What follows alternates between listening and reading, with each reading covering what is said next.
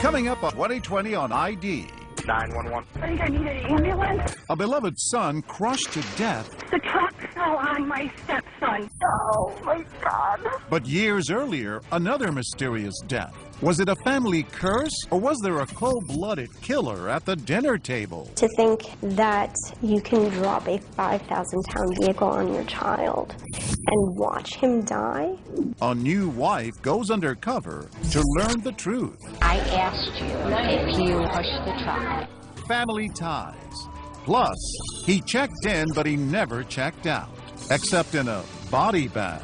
It was pristine. It was his business stuff, the stuff with his wife. That was it. Detectives are stumped until this PI takes the case. When somebody mentions something about a gun, that's the part they'll remember. The mystery of room 348. I know what you did. Welcome to 2020 on ID. I'm John Quinones. Sometimes we get that feeling in our gut that things aren't quite what they appear to be. But uncovering the truth can take months, even years. Coming up, 3 stories of crimes that almost went unsolved, if not for the sheer determination of some unlikely sleuths. First, a family plagued by a series of tragedies. It seemed like a streak of bad luck. But as David Muir first reported in 2013, a son's death would galvanize long-simmering suspicions and lead to accusations of murder. It was a cold November in upstate New York, those autumn leaves vanishing in the wind, and a young father about to suddenly vanish too. It wasn't unusual to find 23-year-old Levi Carlson tinkering away in the garage under a pickup truck. He was very good working on cars. He was very mechanical. And on one of those crisp fall days back in November of 2008, that's exactly where his father Carl and stepmother Cindy found their beloved son. Only this time Levi wasn't working under the truck. He was trapped under it, and this was their desperate plea for help. 911. I think I need an ambulance. And what's going on? The truck fell on my stepson. The truck fell on your stepson? And we just got home, and I don't think he's alive.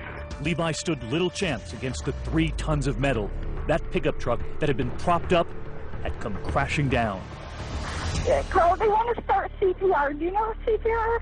Chest is crushed. His chest is crushed. His chest is crushed? Oh, my God. I don't know how long he's been in there. We've been gone since noon. Okay. Oh, my God. You can hear the cries on the 911 tape, an unthinkable tragedy for 2 parents who just found their son. Police responding to the scene. Seneca County Sheriff Lieutenant John Clear. It was right inside this barn here? Yes. At first, it didn't appear to be anything out of the ordinary. No, it appeared to be an accident. Horrible accident. Yeah, very tragic. The parents were upset. Oh yeah, absolutely out of their minds. So many twists and turns long after that 911 call, years after that horrific accident first hit the local paper in Seneca County. The gateway to the sparkling Finger Lakes of upstate New York. In fact, down this rambling country from the Carlson home is Seneca Falls, long thought to be the setting that inspired the 1946 American classic, It's a Wonderful Life. But piece by piece, it would soon become clear that this had not been a wonderful life for that young man found in the garage. 4 years after what seemed to be an accident, a bombshell call to police, a call on the tip line from a member of Levi's own family, telling that investigator, follow the insurance money. So you were the one who answered the call? Yes. And this investigator was on his way back to that family farm. Do you remember the call to this day? Oh yeah. The lieutenant telling us the clues were immediate. Red flag number 1. They discover a brand new insurance policy for Levi taken out just 17 days before he died. There was this large insurance policy that was collected on over $700,000 that was taken out only 17 days before the death. For the young man in the garage. Is that typical that someone that young would have an insurance policy? It seems unusual that a young man in early 20s would have that large. And then red flag number 2. But who was the beneficiary? His father, Carl. Why would you name your father the beneficiary when you have your own children? I think we were asking that same question, David. And they were soon asking something else. Just listen to red flag number 3. You discovered a note written by Levi? Yes. That Levi had left. Saying what? His father was going to sole executor his estate and control, basically disperse the money to his kids, and that he did not want to be resuscitated. When was the letter notarized? The day of death. The very same morning. And while investigators now believed the evidence was damning, Carl Carlson planned his own son's death, the whole town tried to wrap their heads around the sinister plot. A plot Levi's sister suspected from the very start. My father is a sociopath. The only one that matters to him is him. Well, we were just pawns in his game. Aaron's brother's death, she insists, was cold-blooded murder. He didn't die instantaneously. He had time to sit there and understand what was happening to him. And that the killer she long suspected inside their own home, their father. For years, Aaron says they grew up in fear of their father. And unlike his sisters, Levi stayed in that small town where they were raised. He had 2 young daughters of his own. But he was still under the thumb of a father who Aaron says he was desperate to please. He was basically an indentured servant to my parents, and they were,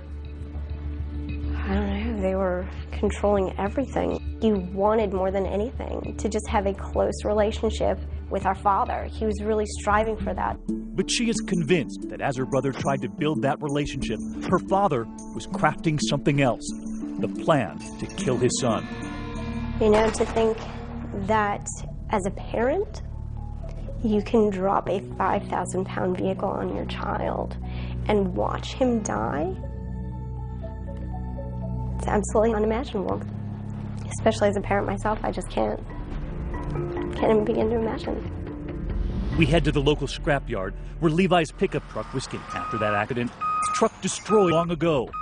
No one knows exactly how that pickup was jacked up, but Joshua Trout, who knows the family, also knows the weight of one of those trucks. I mean, would you go on pickup truck? I would never go under a truck. I don't like going under trucks when there's all 4 tires on the ground. Investigators do believe there was a railroad jack that day holding the pickup truck up, but they're unsure if there was anything else. What they do know is that truck came crashing down. You wouldn't stand a chance. You're gone. I mean, you're gone. And just when investigators begin asking how a father could do this, the evidence of a pattern, they say, begins to mount. That Carl Carlson had cashed in on insurance claims before. August 1986, a car fire. The cause, electrical. The insurance payout, $10,000. November 2002, a barn fire that killed 3 prized horses. The cause, also electrical. The insurance payout, $115,000. But investigators were also learning the biggest bombshell. What happened to Carl Carlson's first wife, Levi's mother? After all of the evidence you found right on this property, what then to make of what happened to his first wife? Suspicion. When we come back, another insurance policy, another horrific tale, almost impossible to believe. Carl Carlson's second wife feared she was next, and what she was willing to do to trap her own husband. So you send her in through the parking lot? Yes. And she has a wire on where? Underneath her clothing. What she got on tape when we come back.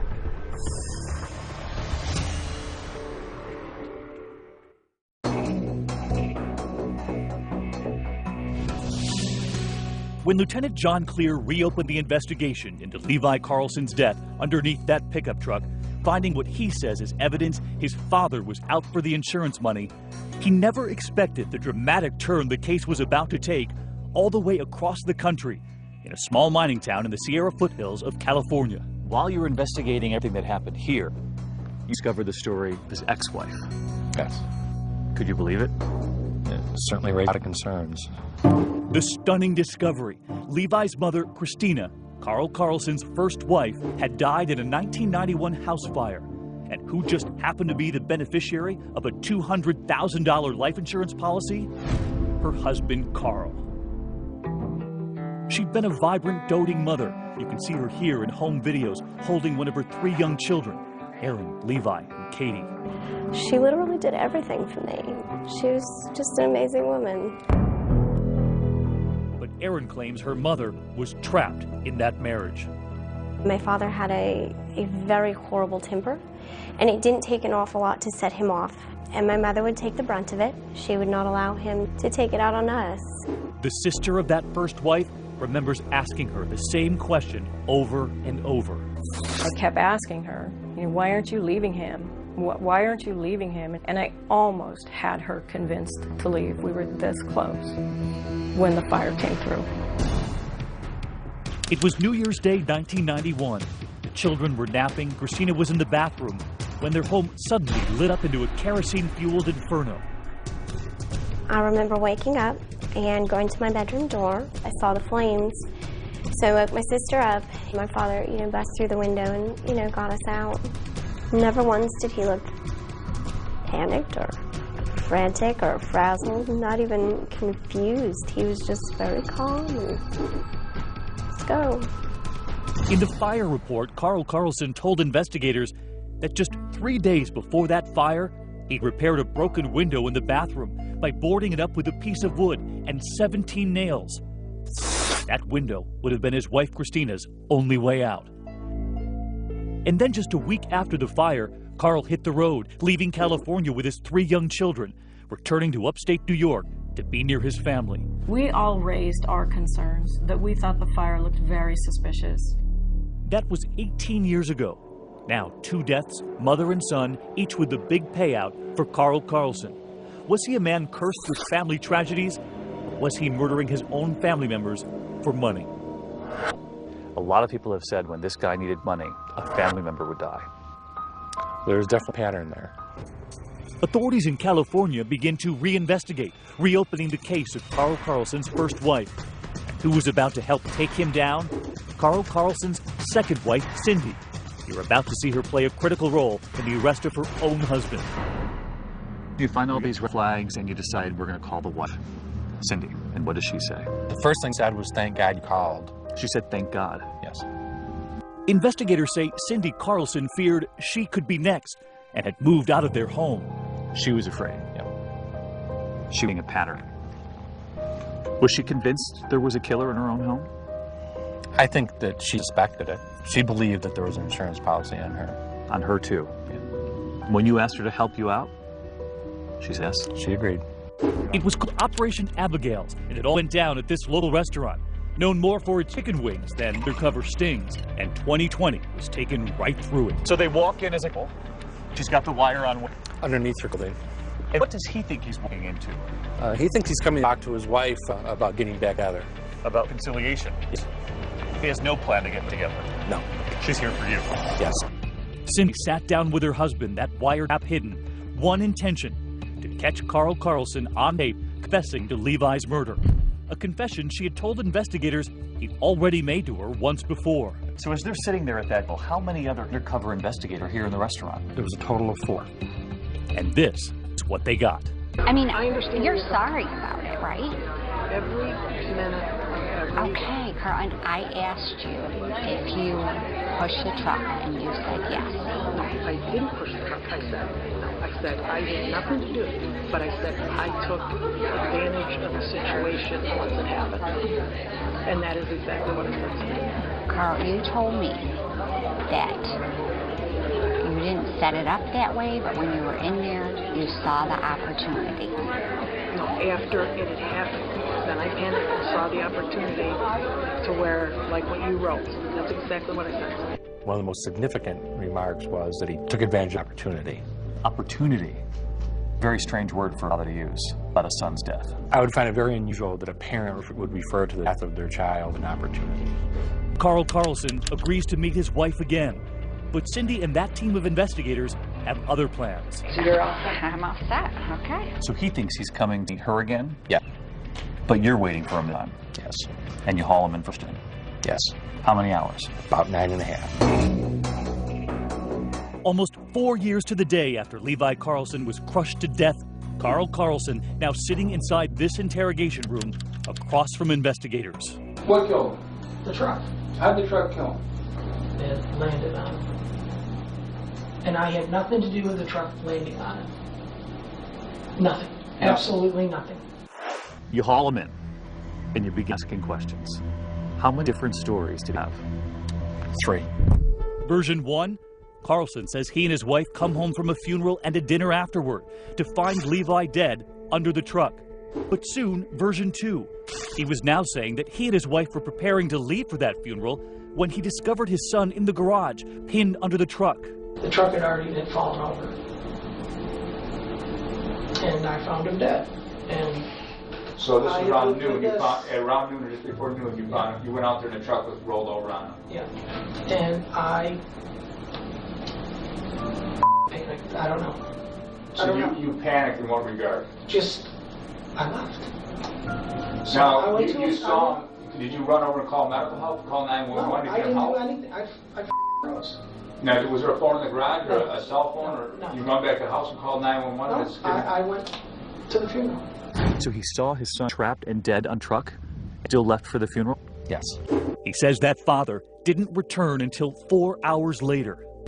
And then, several hours into the interrogation, Carl Carlson appears to be on the verge of yet a third version of the story.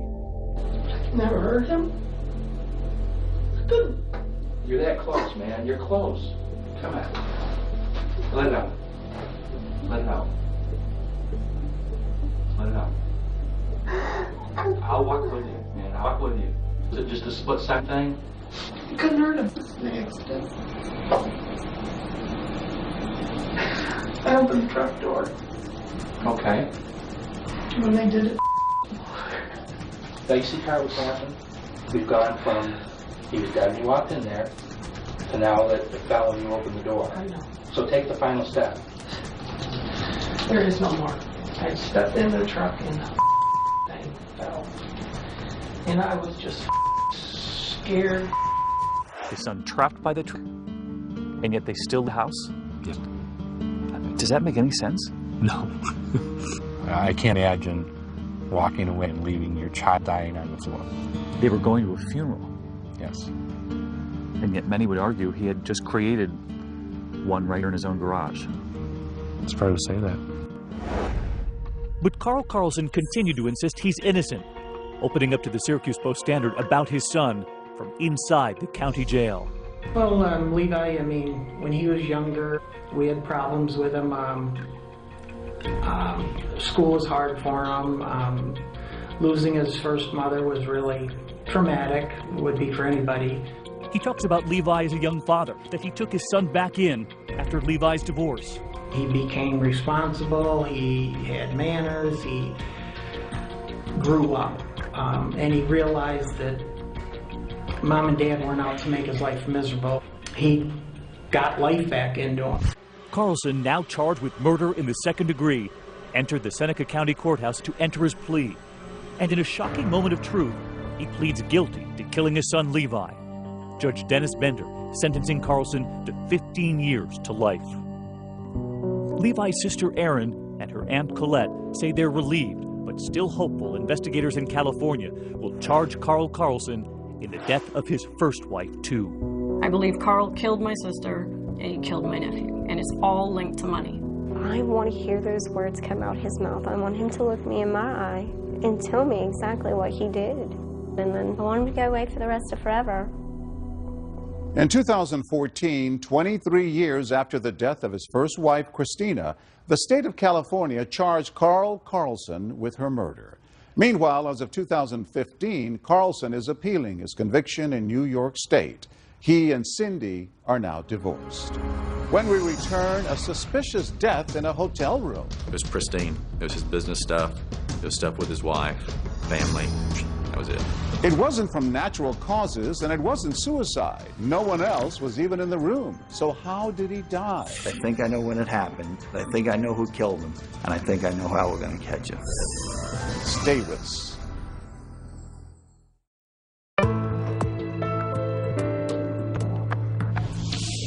Now the story of a family man who checked into a hotel but never checked out. As David Muir first reported in 2013, the mystery of how he died might never have been solved except for a determined widow and the private eye who saw what others missed. Drive along Interstate 10 long enough, and eventually you'll run into Beaumont, Texas. Home to Big Steer, Big Oil, and one big mystery. It happened here at the Elegante Hotel, not exactly the Four Seasons, although Greg Flanagan didn't mind it. He liked it here.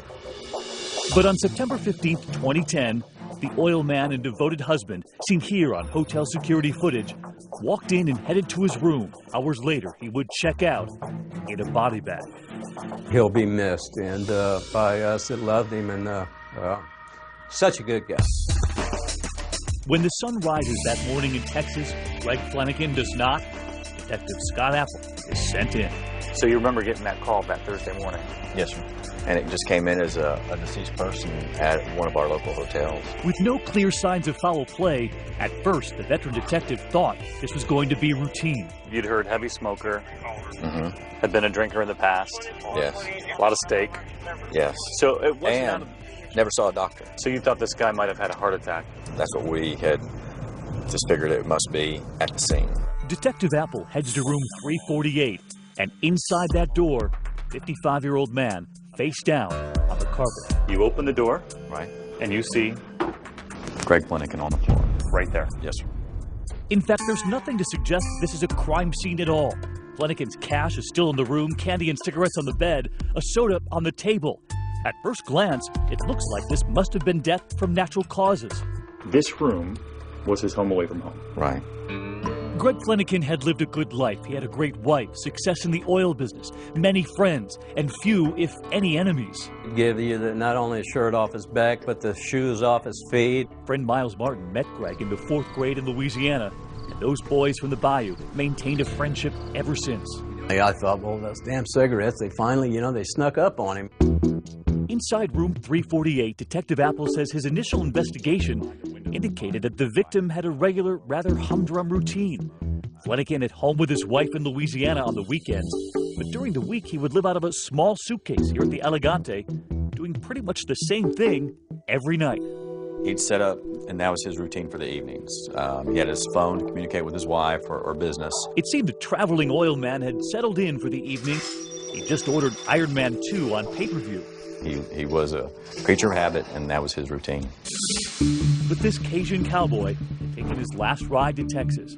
All that was needed now was the medical examiner to list a cause of death. Everyone thought the case would be closed. So his body is taken away to the medical examiner. Right. And pending if he can just essentially confirm that it was a heart attack. Dr. Tommy Brown of Fast Talking Texan was the medical examiner here. He was about to add a shocking twist to the case.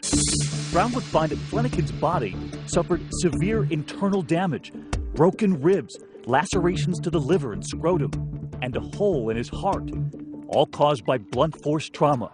But from what? And from whom? Nothing had happened to him at work. Nothing had fallen over on top of him in that room. There was no accident or anything happened to him on the way to the hotel. No accident. In fact, the medical examiner was now ruling this death a homicide, convinced that someone had killed him. Did you ever think the ruling would be homicide? No. Detective Apple is a trained sniper, and he was now taking aim at multiple theories. Could he have been seeing another woman? Or maybe there's a jealous husband, but that's not Greg. Detective Apple wants to know if anything odd happened at the Elegante Hotel that night. But aside from a circuit breaker needing repair in Flanagan's room at 7:30 p.m., it was business as usual. Apple questions the hotel guests in nearby rooms, but their answers offer little help. And who were they? They were some electricians out of Wisconsin down here working at one of our refineries. That's electrician Tim Steinmetz and his colleague Lance Mueller, entering the hotel with beer. They're later joined by fellow electrician Trent Pisano. You asked them had they heard anything that night? They said, oh, we hardly ever saw him. We don't know. Flanagan's cell phone records show nothing but a dutiful husband. It was pristine. It was his business stuff. It was stuff with his wife, family. That was it. The detective works tirelessly, but all he has is a dead guy, a bunch of dead ends, and as the days drag into weeks, a very angry widow. She would vent and yell at me. I can take that. I understand that. With the investigation seemingly losing steam in Texas, a grieving and frustrated Susie Flanagan is desperate for answers. We need to know if anybody heard anything, saw anything, knows anything. Things were basically stalled, and until she took control over the situation at that point, and she hired her own investigator. And not just any investigator, but a former New York cop and federal agent now living in Florida. His name is Ken Brennan, a man with a passion for crime solving, motorcycles, fine cigars, and yes, golf. So your phone rings. So my phone rings. Do you remember where you were? Yeah, I was on a golf course. Hello. And what did she say? That it's kind of getting to be a cold case going on the back burner, and she wanted to see if I could find out who killed her husband. The private eye is off to Beaumont, Texas to get a better feel for the case. First thing you want to do is meet with the lead detective on the case. Scott's one of those kind of guys. He's just a real cop's cop, and we hit it off really well the first night I met him. I'll start on the carpet. You can start in the back. This dynamic duo, starting from scratch, reviewing the case file, going through the hotel room like housekeeping, even taking a closer look at the victim. Alcohol? No. Drugs? No. Pills? No. Nothing? Nothing. The only thing the guy did was smoke and eat candy bars. That was it. With more than $1,000 in cash still left in that hotel room, they rule out robbery. So instead, the investigators are now examining the security camera video, the broken circuit, some photographs, but none of them really feel like clues. There's simply no compelling theory. That is until Ken Brennan has a classic aha moment and then shared it with his partner, that detective, stumped. I said, I think I know how this guy died. I said, I think I know when it happened. I said, I think I know who killed him. And I think I know how we're going to catch him. The private eye convinced he's got it. Have you figured it out yet? When we come back.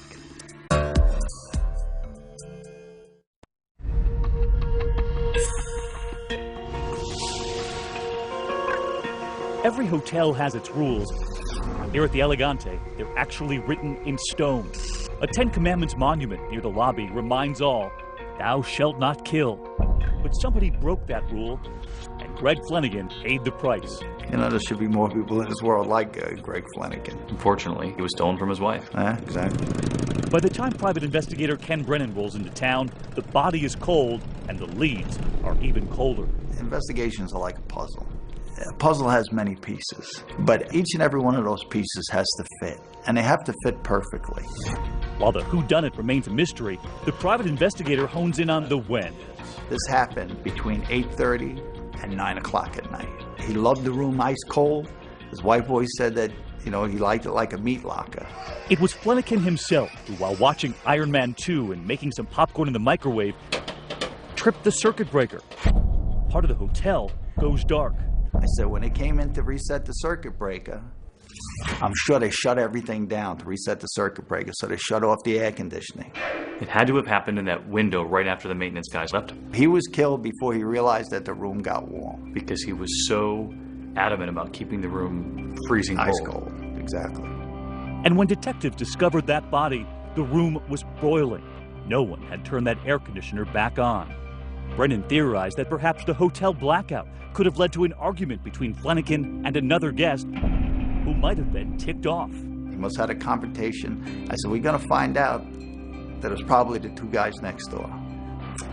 Dead men tell no tales, but Brennan knows the living tell all sorts of stories. I know that if the guys next door had anything to do with this, they're not going to keep it to themselves. If they're involved at all, if they got in a confrontation, they're going to tell their other co-workers. Detective Apple goes to find all of the co-workers of those three electricians staying next door to Flanagan. Tim Steinmetz, Lance Mueller, and Trent Pisano. No one knows anything, except for a supervisor who says he does recall hearing some story about a gun going off. The details don't seem to match the Elegante killing, but Brennan perks up. Anytime anybody tells a story, when somebody mentions something about a gun, that's the part they'll remember. The gun. More than 8 months into the case, it's the first time anyone has ever mentioned anything about a gun. Detective Apple thought that was just crazy, but Ken Brennan said, no, we have to go check this out. They returned to the scene of the crime, room 348. And they saw this indentation in the wall.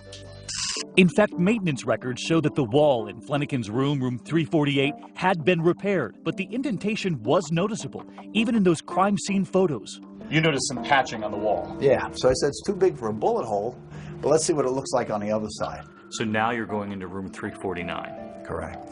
And that's where the electricians were hanging out. Let's go from the other side of the wall, put the dowel through the wall from where the bullet would have came from, put a laser on the end of that, and see what we have. I mean, you saw that laser. Right. Go through the wall. Right across the top of the bed, right at the head of his pillow where he'd been laying. Straight at the bed. Straight at the bed. Clear shot. Clear shot. I said, Scott, this shot. At that point, we know exactly what happened then. So I said, we got to get these guys. And you think someone must have fired a gun through that wall? Somebody discharged around through that wall. But has that private eye reached too far? Remember, the autopsy never mentioned anything about a gunshot wound, the medical examiner listing the cause of death as blunt force trauma. The medical examiner, Dr. Brown? Yes, sir. He's been doing it a long time. He's done some real good work. He's trusted. And what he says is the gospel. Respectfully, they now have to explain to the medical examiner they're rewriting his gospel. So you tell him your idea, and at first he's not buying it. He's not buying it at all. And he says, hey, he says, this guy was not shot. This guy was beaten to death. But Brennan keeps sliding the proof toward the medical examiner, all of the photos, making his case that all of that internal damage from the groin right up through the heart was caused not by a kick from someone, but from a bullet. I go, Doc, that's a bullet hole. Come on. And he just looked and he goes, oh. But while the cause of death has suddenly changed, will these men now change their stories? Convinced that Greg Flanagan was killed by a bullet fired from the neighboring hotel room where those electricians from Wisconsin were staying, Detective Scott Apple and Private Eye Ken Brennan travel there for a new round of interviews. They meet up at a local police department with electrician Tim Steinmetz, who once again appears courteous and curious. So what happens, guys? You guys ever find out what... Time and time again, they ask him what he remembers. You didn't hear anything, you don't know anything that went on. Absolutely no idea. No idea. Steinmetz sticks to his original statement that he, Lance Mueller, and Trent Bassano did nothing out of the ordinary that night. No mention of any gunshots. And Steinmetz doesn't just tell that story, he swears to it in writing. I said, let's get a notary as well and have it notarized so it looks even that much more official. You swear everything in this statement is the truth, the whole truth, so help you God? Yes. But just when he thought he was off the hook, investigators pull him back in. It was their plan all along. Is that it? Hang on a second.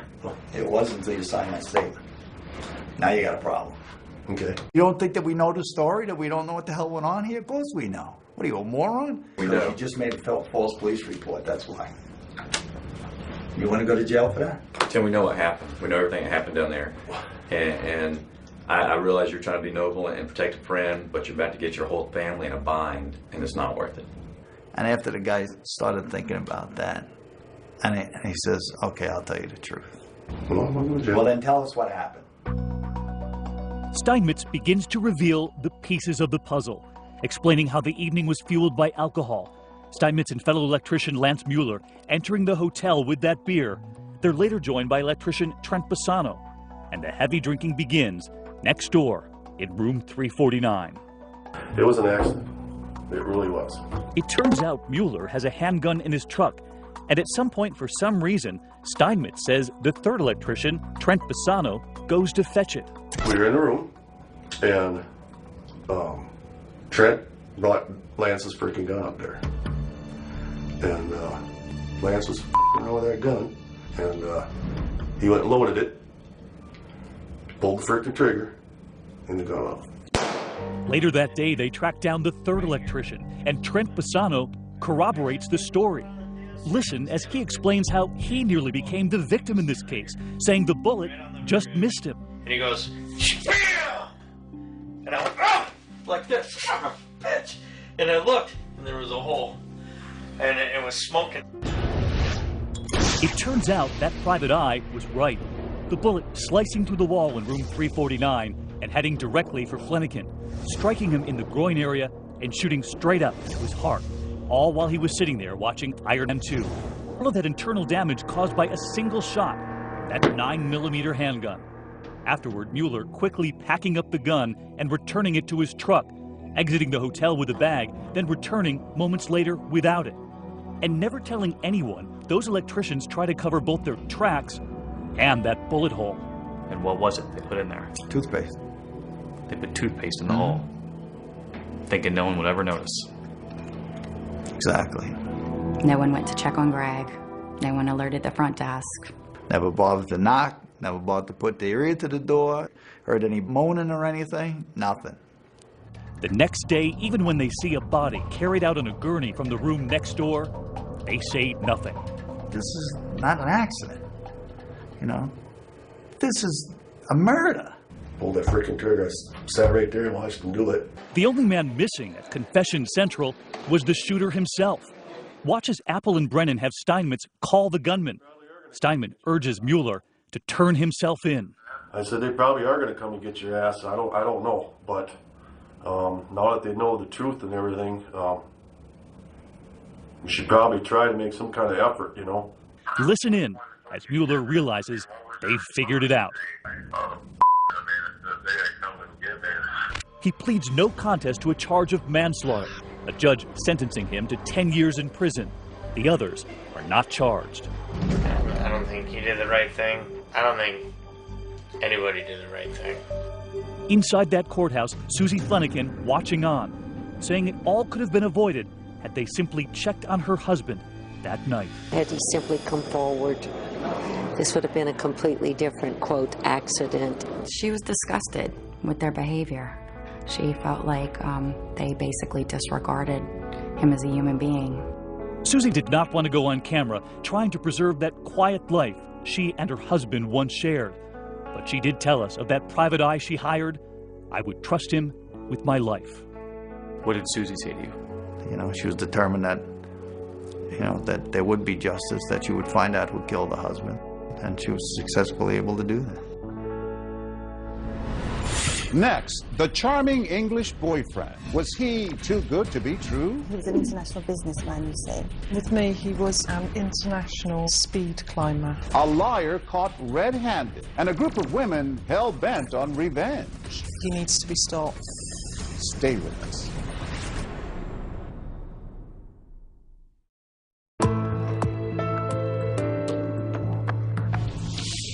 You might say the man you're about to meet had a way with the ladies, until, that is, someone uncovered his little secret. And as Nick Watt first reported in 2012, they took payback to a whole new level. Hello. This is the moment caught on camera when a love rat and con man named Simon Reed met his match, confronted by 4 audacious women, 4 of the who knows how many ladies he's lied to, cheated on, taken for a ride. A friend called Paul filmed the face-off and provided a bit of muscle in case things got ugly. I think you've got something explaining to do. I certainly have. Well, go on then, get on with it. He does, but first, let us explain what led to this extraordinary showdown in a living room in England.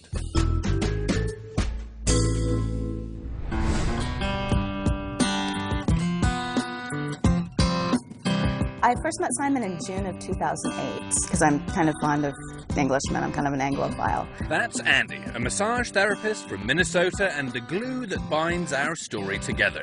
Simon met Andy on an internet dating site and told her he owned a construction company. By the time our second date rolled around, I was pretty excited to see him. Andy and Simon even talked marriage. Then, one day, Simon just vanished. Fled back to England, leaving Andy bewildered. Back home, he soon hooked up with Joe, who got a very different version of Simon Reed's life story. With me, he was an international speed climber, and he was setting up his own business. He borrowed nearly $30,000 from Joe for the alleged business and never paid her back. And what was he doing with the money you gave? Spending it on June. June, of course, was another girlfriend, part of the welcoming committee that night. A little further down the overlapping line of relationships, meet Nicola, who also met Simon online. The dates were quite erratic because he was an international businessman, you see. Oh. And he was an account manager. Simon Reed was whatever he thought a woman wanted him to be, a devastating Casanova in a chameleon's skin. We gathered our Simon Reed survivors together in New York for a chat about the dastardly man they have in common. One of his initial stories was that he'd had a huge stroke and he'd learnt to walk and talk again.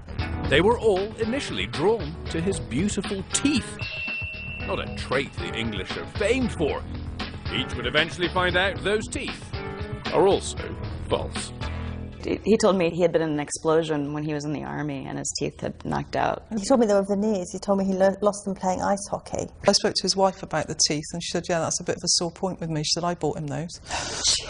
Oh yes, did we mention Simon had a wife? She called Andy after Simon disappeared, and turns out they only live a few miles apart. Simon would tell his wife he was working on a construction site overnight and spend that night with Andy, and vice versa. Andy had heard enough.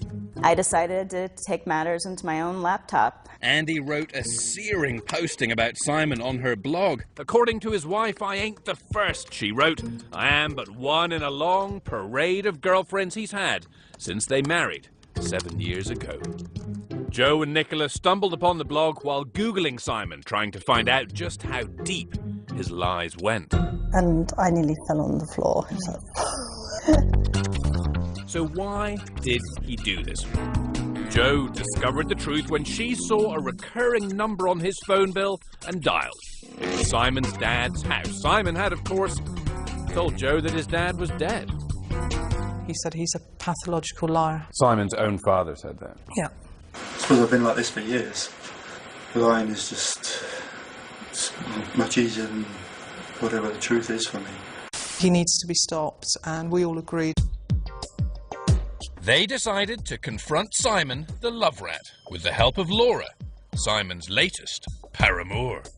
So, 48 hours after Laura thought Simon was her soulmate that they would marry, she's staging a sting in her living room, inviting him round supposedly for a quiet night in. I'm sorry to everybody, I just... For someone who's so eloquent with that you can start with, you've got very little to say, haven't you? This confrontation, I mean, he sounds like he kind of just rolled over. He had to. We locked all the doors. But he never asked to leave. I defrauded you out of this money. I mean, are the police coming? Oh yes. Simon Reed was sentenced to 30 months in jail for fraud for that money he borrowed from Joe under, of course, false pretenses. But this story may not be over. I don't really know what the truth is for me anymore. And I know it's wrong what I'm doing here. I just don't seem to stop myself. Do you think he'll do this again? Definitely. Yes. run for the hills. Cheers. Cheers. To Simon. To Simon Reed. As of 2015, Andy reports that she and the other women remain in touch. And she finally found that Englishman she always wanted. They are now married. I'm John Quinones. Please join us next time for another edition of 2020 on ID.